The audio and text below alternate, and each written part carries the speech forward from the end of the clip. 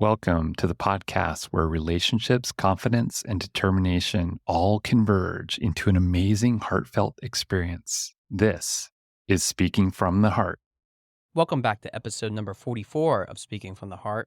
Today, we have Natalie Brobst who will be joining us, and she is the co-owner of Nuggets of Wisdom, in which is the company website that she has, in which she and her business partner, Elizabeth, manage PDF and PowerPoint resources for individuals that like to submit creative content that is used in a Christian context. This company hires people that not only create that original content, but they upload it on the website, sell the content for them, and they receive a cut of the profit that comes from it. Natalie has 4 kids and is also a homeschooling mom.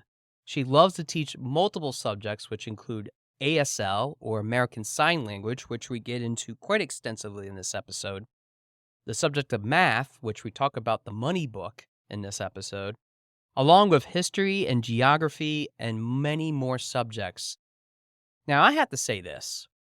This guest was somebody that was really inquisitive about not only the things that we can potentially learn, especially as children, but how we can continue to support each other, even with all the different things that we have to abide by, whether those are rules and regulations. But having the free choice of being able to teach each other how to practice and how to become able to help our kids become the best versions of themselves is really the catalyst of what we start to learn at a young age. And I love the fact that she does embrace that with not only her Christianity, but also the ability to say, what is the truth, which we talk about quite a lot of as well. I think that for anybody listening to this, keep an open mind to the fact that there are different ways of getting to your end goal. It is really more important about learning from those perspectives so that we can understand each other better and at the same time learn some quality educational tools. With that, let's go to the episode. All right, we're here with Natalie Brobst. Natalie, thanks for sharing your heart with us today. I am so excited to be here. Thank you so much for having me. Absolutely. I'm so excited too. I've just been fantasizing about your website because there's just so much great stuff about it that as a business owner, I really been interested in diving into because there's been a lot of things that I just thought, man, you making such an impact. So I want to start off with this. The audience already heard a lot about your business, about Nuggets of Wisdom. Tell us a little bit about how you got the company actually started because I've been really curious. It's a really awesome name because I've heard of that expression before. But can you tell us a little bit about that? Yeah. So I've been working with kids since pretty much I've been 13, 14 in junior church and other places. And I went to college, got my education degree, and I've been teaching sign language and other classes online. I'm a substitute teacher for kindergarten through second grade currently, just very part-time. I will be teaching more full-time in the fall.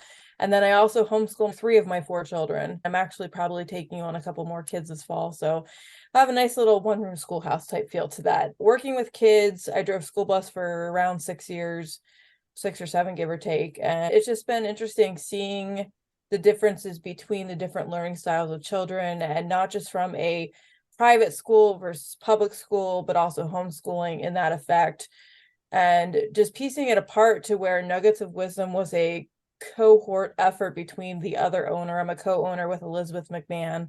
She's the other owner of Nuggets of Wisdom. And we kind of just thought, you know what, there's Teachers Pay Teachers, there's education.com, there's a lot of other websites that provide PDFs, but we are Christians and we decided if you want to offer Bible PDFs that are available, which you can't really find a lot of for decent prices all the time, it's there. We also are in contact with some other PDF sellers who are all other companies. And so we hire people as contractors. You don't necessarily have to have an education degree. You can be a parent who's been homeschooling or teaching for years and years and years, and you create amazing content. We have you sign a contract and then we put it on the website for you.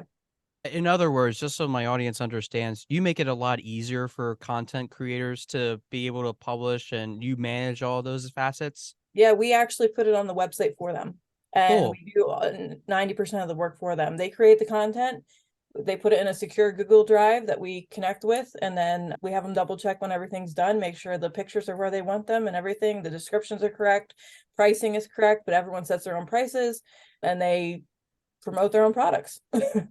Now, I know that you have 4 kids, and Yes. I'm just curious. Yeah, and first off, congratulations on that. That's a handful for sure, and then being able to do this and all the things that you said is really impeccable. So, commend you and your husband for being able to Yes. do that and balance everything.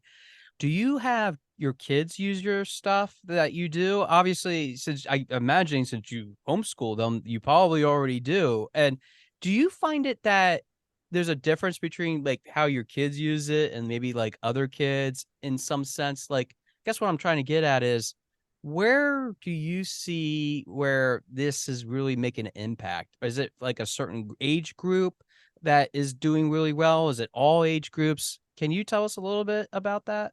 Yeah, actually, my kids do go through some, not all of them. It honestly depends on their learning needs. And I've worked with special needs for a couple of years. So I've really worked on the whole spectrum of deaf and hard of hearing kids to kids that are wheelchair bound to kids that just need extra remedial help. And so I can offer these things, for instance, cursive writing. There's a cursive writing workbook on that, and how many schools are not teaching cursive writing. And I know a lot of parents who want that taught, and my kids do learn it. My son, my oldest is 10. He learned it in kindergarten. Now he did go to private school for kindergarten, but first grade and on, last 4 years, we've been homeschooling. My daughter learned it last year, first and second grade. She's a struggling learner. And so my oldest is way ahead with school. She's right where she needs to be. That's great. So yeah, I do actually use, and depending on their needs, for instance, the money workbook is filled with activities that they not only trace the coin, but it's a picture of a real coin, not a fake plastic coin that you might find in a place, because it's not realistic. Kids need that realistic view because it's not only tactile you're combining with, but you're listening to, oh, this is a nickel. Nickels are worth 5. There's counting activities in there. Count by 5s up to 100, which would be $1. And then at the very end of that workbook, it's about 20, 25 pages. It has a assessment to see how much they learn and what you need to still work on with them. So that way you can evaluate yourself. Is my kid learning? Because I know some schools don't teach that until certain grade levels. And so it honestly depends on your child, because every child's different. I can't give a specific, like, every child should know this at this age, unless you're an adult. By then, you should be learning things.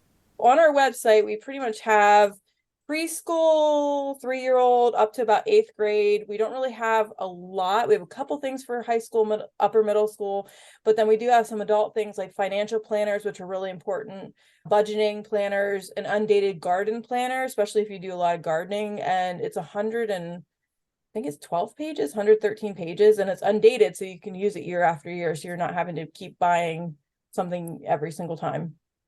That's really cool because I know that a lot of people get concerned about, well, do I have to keep paying for it over and over again? And most families thinking about what kinds of activities they can do, especially when it comes to continuously learning, even outside of an organized school setting. It's really impactful to have that. And I have to tell you, I didn't even share this with you. I had a lot of learning disabilities growing up, even with reading and math and even speech. And most of my listeners have heard that. They have even commented on, well, your syllables drop off here. You could actually stop and maybe fix that a little bit. It's just a grammar thing. And I've said, it's all about really our dynamic or how Right. we learn. And also, I'm always learning to adapt to that, Yeah. which actually leads me into this question because we just emerged a few months ago out of the COVID-19 pandemic Mhm. officially, right? And all I hear anymore is about how kids are being left behind. And about 20 years ago, George W. Bush signed, and I remember back in the day, the teachers absolutely just lambasting that Yes. law and how that really didn't help anybody catch No, up. it So, doesn't. yeah, absolutely. So, do you feel that there's a crisis when it comes to not only learning for kids, especially some of the things that you covered here? Because I was literally thinking of financial literacy, things of that nature.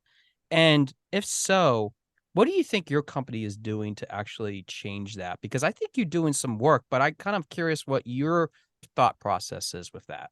Yeah. So first thing to point out is that we're not a curriculum company. Sure. More a supplemental if your child needs extra help with something like the money workbook. History, geography, I created a couple workbooks, one's on Australia, and if you do a country study for geography for 1 year, but it covers information reports, animals, money, songs, recipes, national anthem, and a lot more, 64 pages. And so by the time you're done studying this, you will know all about Australia, their national anthem, what Waltzing Matilda is, which I love that song. That song is absolutely amazing. And because we are more supplemental, it is a good way to help people fill in the gaps with learning, especially if a student is struggling. For instance, I know a lot of kids that read Flat Stanley. And so we have a unit study on Flat Stanley that a child can read and work through for reading comprehension help and for dictation and for a lot of things. But a lot of parents don't understand how most formal education shouldn't even really begin until about 6 years old. I know Mm. a lot of parents that want to force their kids in at 3 years old. What can we do for school? My mom motto for homeschooling is let the children play. Because how much does a child learn by playing versus trying to make them write when their hands are not even big enough to hold a pencil correctly? We're forcing these ideas and ideologies that it took me as an educator, it took me at least 2 years to start thinking outside of the box of education and what we were forced through in school. I mean, I was not homeschooled. So this is a whole new topic for me to where I have to think outside the box with my educational purview from having a degree in education has completely changed the way that I view how I train my kids, how I teach them things. My husband was in the cooking industry for 20 years almost. And my 8-year-old, who is my struggling learner, she knows how to make spaghetti by herself from start to finish.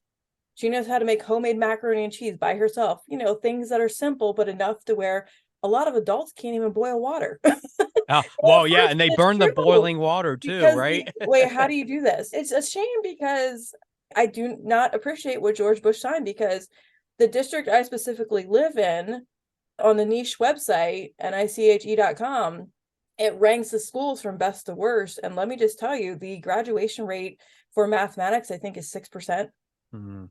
21% for language arts. That's not good. The math used to be 7%. It's down to 6% now. Wow. Because as a teacher, I can tell you right now that educators are not allowed to teach the way it was back 50 years ago. Once certain laws and rules changed, teachers are not allowed to teach the way they want to because you have to get testing done. You have to get testing done. You have to train to test. All those other facts and important things like the Constitution and the Declaration of Independence that actually matter, which keeps us free as citizens of the United States, they're not teaching that anymore. Most people can't tell you what states are 50 states. They call them countries or continents. They'll name a country like Africa, for instance. I can't tell you how many times I've heard people talking about calling Africa a country. I'm like, no, not quite. There's 52 or 56 countries within Africa, and these kids have no idea. And to help that along, there's a 50 states activity research book that we have on the website that what they can do is summer activity. If you're traveling, it's a great way. It's blank. There's little cute shapes where they can fill in facts about each state. There's a picture of the state that's colored in, it's blank. It doesn't name any cities except for the state, but it points where the capital is. And then they get to draw or color in or put a picture of the state flag on that page. They can learn about just a little bit about each state, and then they can know the 50 states. I'm loving what you're talking about because it's so wide spectrum, like you said, because there are so many different things that as a kid, we growing up, you and I definitely had those advantages of being able to be taught all those different things. And I actually picked up earlier about you saying cursive. I remember having to Yep. write those cursive letters, practice them over and over again, trace them out on a piece of paper that was for that sort of thing. And I always think of Billy Madison. I don't know if anybody's a fan. I don't know if you've watched the movie yourself, but with Adam Sandler, he's up in 3rd grade and he has to go write the word risotto and he doesn't know how to do the letter Z. Like, that's what I think of Yeah. people when Yeah. they are talking about cursive because they don't know how those shapes are. And I have to point out to you, I have to commend you because I fell across this as I was scrolling through it too. There was somebody that has something called the Bigger and Better Speaking and Debate Extension Game as a Toastmaster, which my audience clearly knows I love so much because I've had many guests that have that background. Thank you for having something about public speaking because I can't tell you how important that is, So let especially me even for me. yeah, so that's Melissa. She actually lives, I believe, in Peru. She lives in a different country, and she actually has Spanish versions and English versions of those activities. And she is a phenomenal content creator. I absolutely love her material. I haven't had a chance to use them yet, but being the owner and putting them on the website, I browse everything before I put it on because it's fun. And I don't use it on my own. I make sure I buy it or whatever to make sure they get the income with that and everything. But I completely agree. Debate, logic, that's been thrown out the window. Yeah. People, if you don't agree with something someone says, you get name called. It's funny because I've had a guest that actually talked about that too. They didn't care anymore that people were just bashing them because really it was just an opinion. It wasn't Yep. trying to make a statement or inject that into someone's life, but to just have an opinion. And you're right. There's a lot of that. And I even have said to many people on this show, it's all about understanding that diverse viewpoint because Mhm.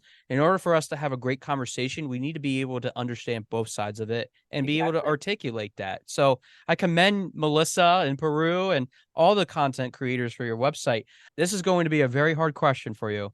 Out of all these things that are on your website, what do you think is the most favorite thing that you have on there that someone has created, or maybe you have even created that So you can share something with us? weird. And I will say this as you're looking it up real quick too. I'll give you a moment, but for all those that are interested, I will have this in the episode notes to go check it out because it is the site that Natalie and her co-owner Elizabeth have. So I will be making sure that you can view all this as well. But sorry, Natalie, go ahead. I know you have it ready. No, that's fine. So I would have to absolutely say the most viewed product we have and the most purchased product we have is the ASL ABC alphabet tracing book. And the reason being, I started learning sign language. My college actually required it for 4-year majors for the girls, and it was a private college. And let's just say that it taught me so much learning sign language as an interpreter. And then I went on to work at a deaf and hard of hearing camp. That was life changing. Yeah. We had a group from the Bahamas that was there that summer, and I learned some Bohemian Sign Language. It was absolutely phenomenal. They're more what's called English word for word. They do more as we would talk instead of the syntax being different with sign language. It has its own grammatical structure. It is not like English. And I will say I hate the term baby signs because it's sign language. It's not baby German or baby Italian or baby Russian. We don't use it with any other language but sign language. And why is that? There's no need for it. Yeah. Just throwing that out there. It's just one of my pet peeves as an interpreter and someone who's been doing sign language for a very long time. The one thing I looked on Amazon, I looked on just typing in Google, other places, and I use real people hands, not cartoon hands. And the reason why is because children need to see real things like money, we talked about, cooking.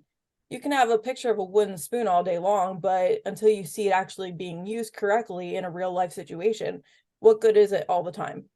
It really doesn't explain what this wooden spoon is going to do, or a masher, or whatever it is you're talking about or trying to explain. It's not out there mathematical concept where it's a physical, visual thing that you need to see. And so, yeah, I use real people hands. And so there are 4 pages per letter.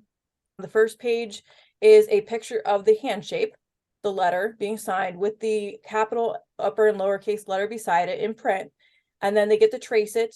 Then the second page, they actually spell short vowel. I try to keep a short vowel words because if you're learning sign language, it's a whole language to begin with. I'm not going to try and do long vowel, short vowels all mixed together because these are kids that are probably going to be doing this. So they can trace the short vowel, like for A, we have at, ant, add, and.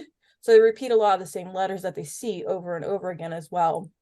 The third page then is they circle out of 3 options which letter is correct, and it has a letter beside it so they can see it. More tracing, and then the final page is tracing some words. So it's not just sign language, but it also includes ELA or language and whatnot for those skills for learning how to hold a pencil correctly and learning how to do those things. Is there a certain subject on your website that you wish you had more content creators to provide material about? I'm kind of curious if you are seeing maybe having more options for a certain sort of subject matter, because I know that you have a very diverse set of those. Right. Now we are Christian based, but math is math. I don't expect someone to Christianize math. 1 + 1 is 2. So it doesn't have to be all Christian, this or that, and that's fine. I completely understand. I will say high school material, we don't have any content creators for really high school material. I do have a Christian history timeline, which is more of a year-long project that the student has to not only cut out the different facts in history, they have to look up when they happened, and then they also have to paste it and write in the date of when it happened. And it's not just all Christian history, it's also about Nero burning Rome, historical facts that happened in history. They talk about more than just Christian based facts. And then also, too, I would love it. This is a weird thing. I think one of my things that I've been hoping for secretly is that because we are Christian based, having people who have been in ministry for a very long time create material for high schoolers and adults on what is the reality of being a pastor or a minister, Mm, because it's not all peaches and roses. yeah. I can tell you, I grew up as a deacon's kid. I was in church my whole life pretty much, and I can tell you pastors aren't just there just for money. They're not in it for the money. A lot of pastors I know don't make hardly anything. They're not in it for the money. They're there because they love people and they're there to help people. And there's a lot of friends I have that started out wanting to be a pastor or in ministry of some way, and they're not doing anything remotely close to that. And that's fine. My husband was in the food industry for 20 years. He's not a pastor, but that's fine. We need good cooks, Yeah. and stuff. And I don't know. It's just something that's been on my heart, I guess, for a long time, that because I know that people have a skewed view sometimes of religion.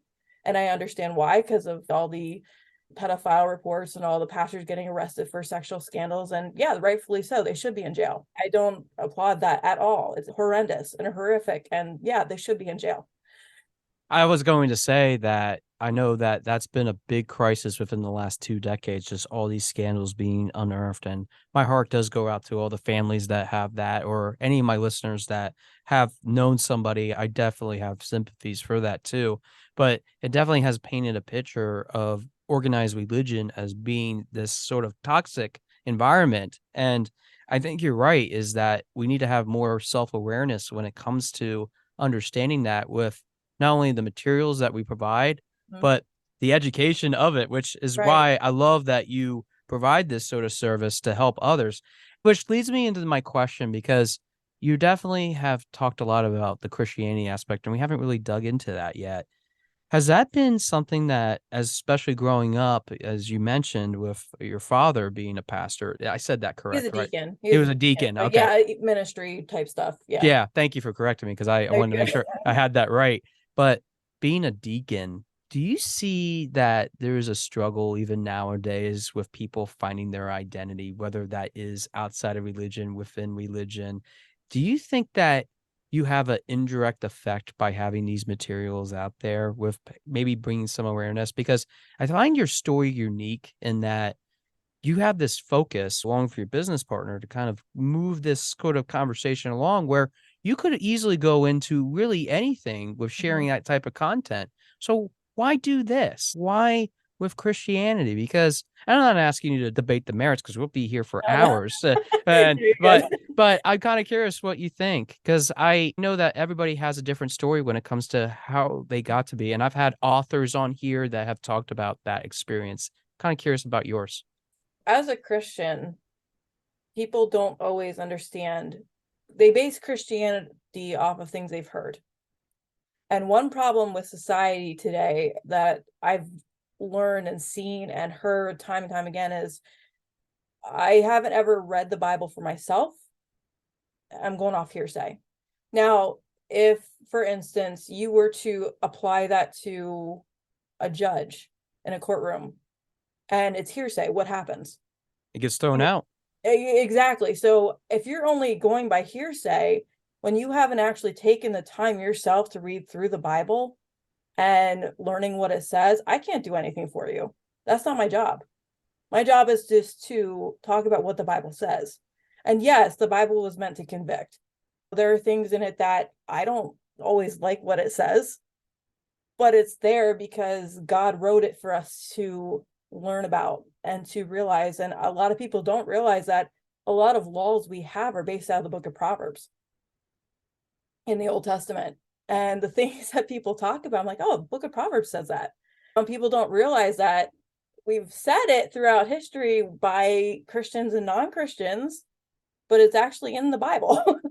And Yeah. different laws we follow and stuff. And so people have asked me, like, do you believe on this specific topic? I'm not going to name any specific topic because there's so a plethora.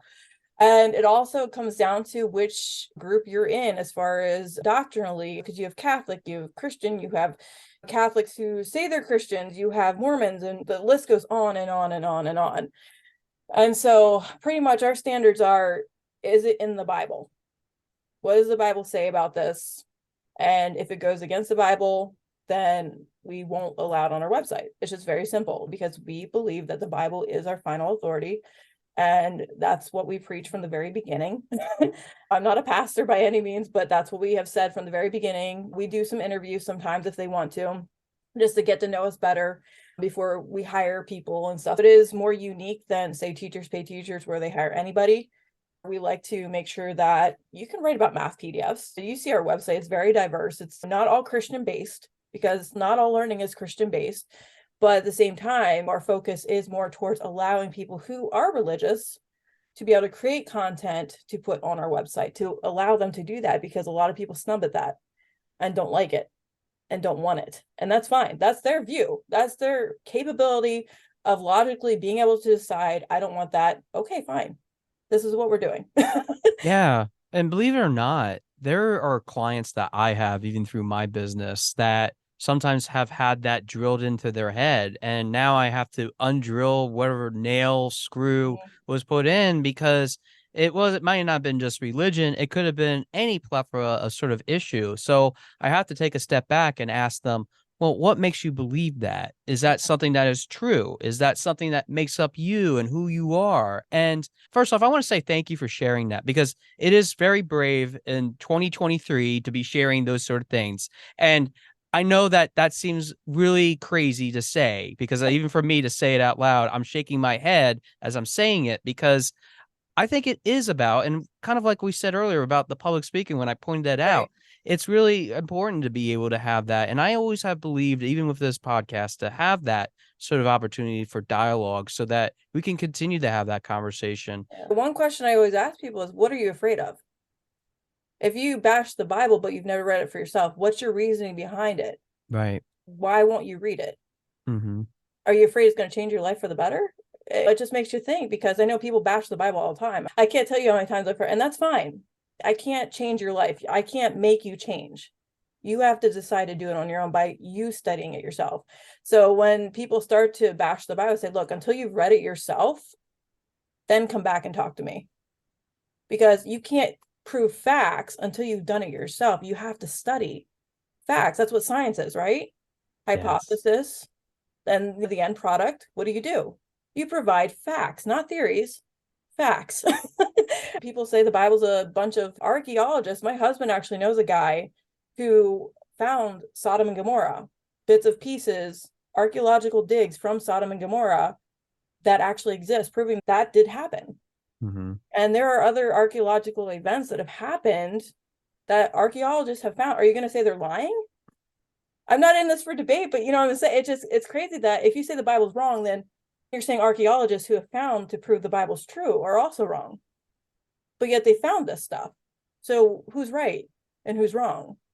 It's always been about who is right and who is wrong. That's been Right. the testament for all of civilization Right. because we have fought wars and things of that nature Mhm. over such silly things sometimes too. Yeah. And even in if you want to call even social media the modern warfare, sure, we could. But I think it's really about, and I love the fact that you're doing this for your company to kind of take it back to that, to the original point, Mhm. because it's really about being able to have that access As we're getting close to the end of time, I have one last question for you, Natalie, because I really appreciate our conversation because of just how open you have been with me. And just hearing this, it really refreshes me to kind of think about myself. What are some ways that I can put this into practice, even with some of the things that you do? And maybe one day I'll have some resources that I can put on there on your website I'd for love to my have business. Yeah. But my question is this.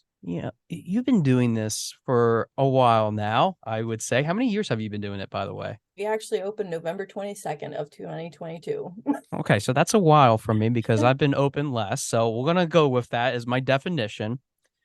You're almost approaching a year. We're pretty Mm. much on the eve of that as we're getting ready to enter in November.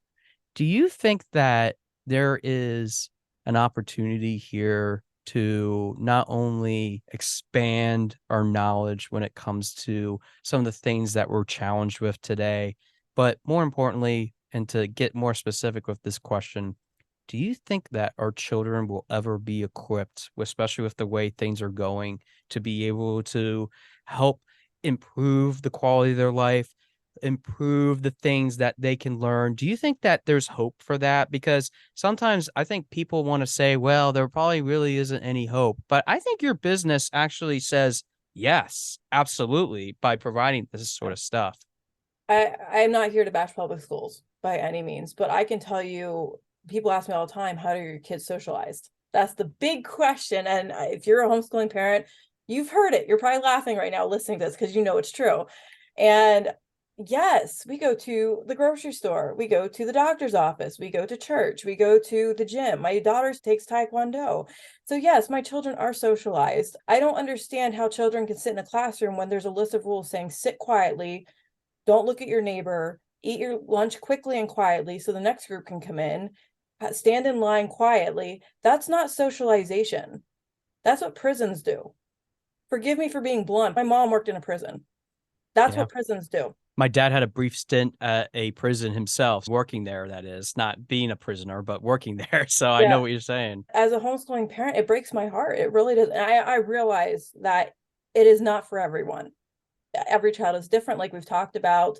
Their styles of learning are all different. I feel like public schools need to take a step back and look at the failed amount of kids being pushed through this government system and looking at why so many thousands and thousands of parents are leaving the public school system. There's a school district near here, up north of us, that is actually closing their elementary school because they have lost that many students. Oh my gosh. I don't think I Because even heard about that, but you can there are tell me that later. there are that many students that are now homeschooling and doing charter schools. And people ask me, what's the difference? The people call it cyber schooling and home and public charter school, but we don't get government assistance. We get 0%, zero, nothing from the government. So we pay thousands of dollars out of our own pockets for curriculum that we want to use to teach our own children. And cyber schools, I've helped All ages school, and all public groups. school, whatever it is. I don't care who you are. If you need help with your child and with their learning and figuring out their style of learning, because if a textbook's not working, there's a lot of other options out there. Please utilize them. Help your children. Get to know your kids. It breaks my heart hearing parents say, I can't stand my kids during the summer. I'm with them 24/7. It's kind of funny to laugh at. Do you really hate your kids that much? Like, what? Please, no. Why did you have them in the first place is It really just the it makes question to me ask. sad Yeah. because you're the parent. You're in charge of their life growing up. And if you don't enjoy them while the little bit they're home, when they're 18, they're out, man. They're not gonna want to hang out with you. I've seen it time and time again, and it breaks my heart because that's not how we're supposed to do it. I think you are changing that trend though, and I have to thank I hope so. Elizabeth and you. I think you are because Yep. you are providing that content so that people can have that conversation with their children. Natalie, I'm going to give you the last few minutes. Can you tell us how to access Nuggets of Wisdom? How can we get in contact with you if we're interested in submitting content for the website? Tell us all about it. The last few minutes are all yours. Sure. So, like we said before, we are a PDF, mostly 99% PDF online website. And when you purchase something, it is a PDF that gets linked, sent to your email address that you sign up for. As far as what we need, if you are interested, you can email us. Our email address is nuggetsofwisdom, number 4, YOU @gmail.com. So nuggets plural of wisdom, number 4, YOU at gmail.com. And our actual website is nuggets, NUGGETS dash of dash wisdom.com. One unique feature we have that I don't know of many other websites that do, but we have when you sign up as a content creator, because we're not all teachers. I am, but I know some people are just moms that have been homeschooling for a long time. So we call them content creators or little nugs. Our nickname is Little Nuggets. I love that. Because it's wisdom. It's information to help children grow and adults grow and succeed. And that's what we want to see on our website. We have a cool area called Meet Our Sellers, where you can actually go and see a bio picture and a screenshot and a little bio, 3, 4, 5 sentences about who they are, what they do, what they love, what they teach if they do that. And then they can provide a link to classes outside of just selling those PDFs that they actually teach.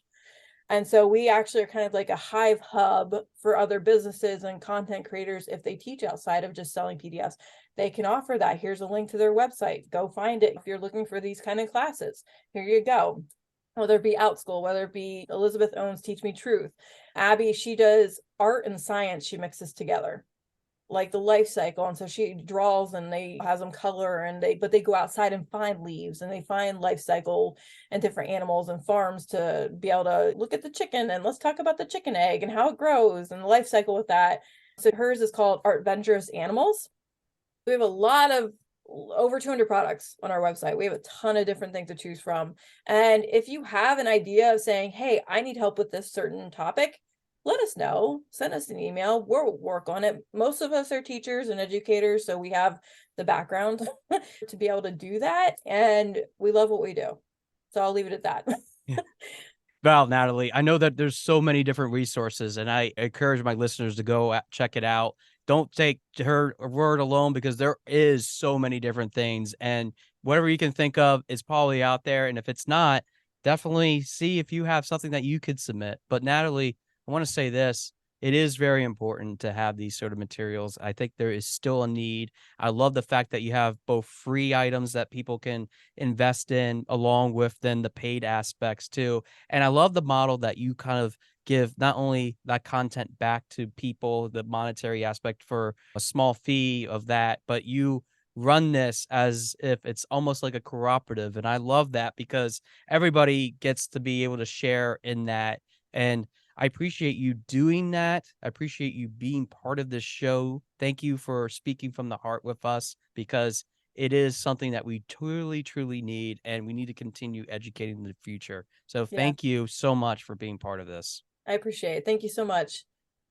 I want to thank Natalie for being on the show and being really insightful and sharing the variety of different viewpoints that she has about not only education, but also some of the things that have allowed her business, along with Elizabeth being the co owner too, to pick up and just be so successful in the almost year that they've been around. And I think that for many of us, especially even if we have kids that can use the content that's available there, I think that this is also important for adults to realize that even if you are struggling, if you have a GED or don't have your GED yet, this is a great place to use some of those things too for your own edification and to move forward with. So if you know somebody that can go to Nuggets of Wisdom to use some of that material, you'll be supporting a small business that supports other people that are content creators individually too.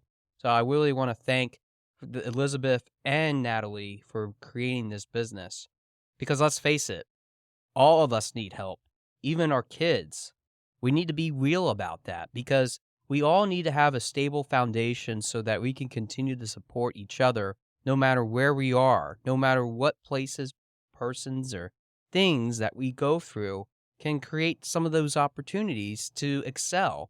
And I love the fact that she's even talked about being able to work with the deaf and hard of hearing through ASL. And for those that have not heard in other episodes, I've had the opportunity for a few years to work with blind entrepreneurs as they ran food concession stands in state and federal facilities under the Randolph-Shepard Act, which the Randolph-Shepard Act is a piece of legislation that has gone through many evolutions over the years, over the various decades, to help provide opportunities for blind individuals to excel, to give them fair chances at employment because we all need to have a shot at what that is that we can do. And I've been fortunate enough to meet some of the best people through that experience, but sometimes maybe the not so good people. The not so good people might not have had the best intentions in the first place to provide some of those things that are needed for what the purpose of what that legislation was passed in the first place. But that's the whole point, is that sometimes we think we have the right solution to a problem, but it might even make things worse. I know, we could have ended the episode with, "Wah, bash the United States. We know that they're not doing very well, and that's what is really causing all these issues." But can we really just take a step back and stop with the negativity? Can we really stop with thinking that this always has to be the way that we solve problems? I learned quite early on in my life that it's about moving into different directions, especially if you feel uncomfortable with where you're at. That's what's allowed me to be in several different state agencies, even in my career, to allow me to understand fully the true potential that I have inside of myself. It wasn't because I had bad bosses, which I did. It wasn't because I didn't like the work, which sometimes I did. It was about learning and growing and experimenting with all the different types of things that are available to us and learning how we can do that. Can we play and be able to also relax and create engagement? Because there are all kinds of different balances when it comes to that. Having that material that's available to us so that we can mentor those types of people, those different types of ministries, as Natalie put it, can help us to really grow. It can help us to really not just go off of hearsay, but to actually seek the truth. It's always about evolving. It's about creating some of those things that in our lives are truly important. Because it is about continuously learning more. It's about looking at the world in a curious sort of way. And I know that for all of us, we might not often have those opportunities, but the best things that we can do is read, to learn and read and grow in all kinds of fiction and nonfiction books, which we have featured plenty of different authors of all kinds of different backgrounds that have all kinds of different writing styles available to you. But that's the point, is that we need to be able to have access to it. And I think that this portal, essentially, that Natalie and her business owner friend Elizabeth have created, has allowed us to create so many more opportunities for delivery and engagement, because it does help us to understand and learn more about the ways in which we can improve. That's why I create original content for Your Speaking Voice as well, to work with my clients so that they know where I'm coming from a certain perspective. Because let's face it, one way of doing it does not necessarily mean that we always have to do it the same way. As the old saying goes, why tear down a fence that works just fine and just put up a completely different fence that doesn't work as well? Now, I know I'm paraphrasing that phrase, and you might have heard some sort of adage related to that. But maybe you've heard of it this way: you shouldn't replace non-broken things. You shouldn't do that because it's working. But it doesn't mean, though, that maybe it's truly working in a way that other people can appreciate and understand. That's what the true essence of coaching is that sometimes you have to have that connection with somebody else in order to understand and fully appreciate what those people can do. That's what I really try to do at its core, because it's not just about the money, which, yes, I do have to pay bills. I do have expenses.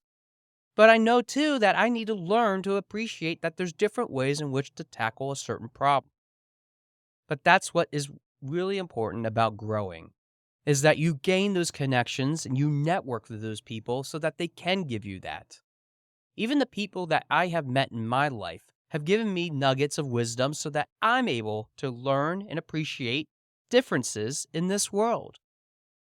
I would have never went to school for the number of years that I did after high school if I didn't appreciate that fact in itself.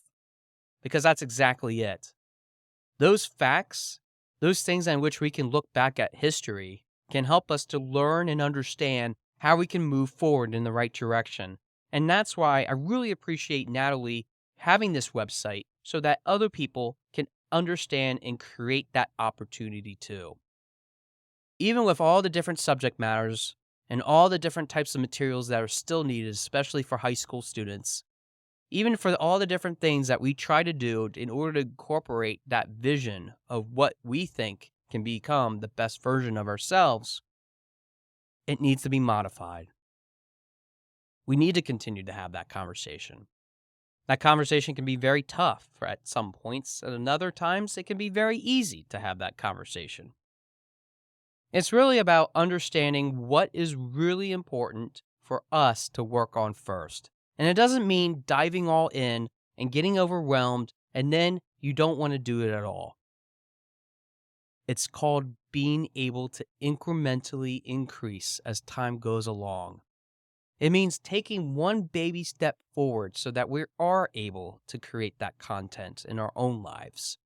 Because we all have our unique stories that we share, as I've mentioned many times. What if the story would be a little bit different? What if we were to take charge of our own story? What if we were able to help influence those people that are necessary too, which has always been a plea from my perspective to all of you to be able to do in your own way?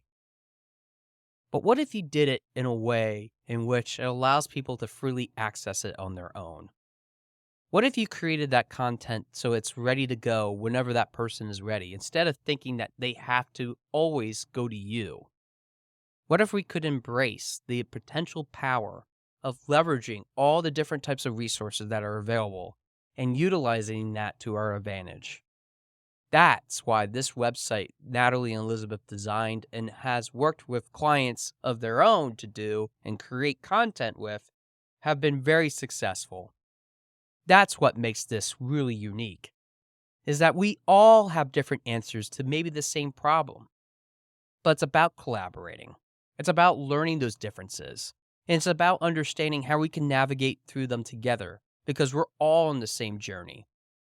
That journey of self-empowerment, to learn how to become the best version, to be able to understand fully what is truly necessary for us to learn and grow. That is what's really able to define the next generation. And that's something that we need to grab for ourselves as well.